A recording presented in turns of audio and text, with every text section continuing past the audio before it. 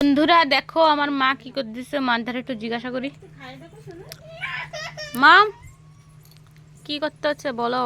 এই যে গাছে কাঁঠাল পাকিয়েছিল, এখন নামাই আনছি, দেই কি পুরা কাঁঠাল তো কাঁঠাল কাডল হয়ে গেছে পুরা। এই যে দেখো উঠাইছি, তাই এই যে আটিতে সারাই যাচ্ছে শ্বাস। আর মিষ্টি কিন্তু দারুণ, খুব সুন্দর মিষ্টি আমার গাছের কাঁঠাল। গোলা হলে কি হবে, কাঁঠাল কিন্তু খুবই মিষ্টি। কাঁঠালটার সাইজ দেখো, কাঁঠালের সাইজ পুরা এই যে। আর এই কাঁঠাল দিয়ে যদি পিঠা বানান যায় তাহলে তো মুখ ফেরে না, অনেক ভালো সুন্দর পিঠা হয় এই কাঁঠালের। অবি কিরম খাচ্ছিস কা?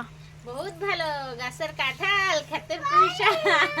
এই মারছে কেন, পুঁইশাক দিয়ে কাঁঠাল দিয়ে খাবি না? কাঁঠালের বিচি দিয়ে রান্না হবে। হ্যাঁ তাই বল, আমি কালকে রান্না করবে। কাঁঠালের আটি দিয়ে পুঁই শাক রান্না আর এই হবে। কাঁঠালের আটিগুলি না অনেক বড় বড়, আর টেস্ট আছে ভালো, গাছের কাঁঠাল না ভালো লাগে। পুঁইশাক দিয়ে রান্না করলে খুব দারুণ লাগবে খেতে।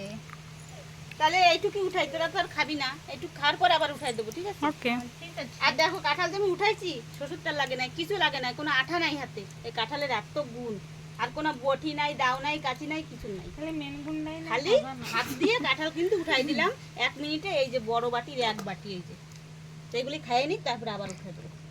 আমরা না খেতে পেলে তোমাদের জন্য একটু রেখে দিই বাবা।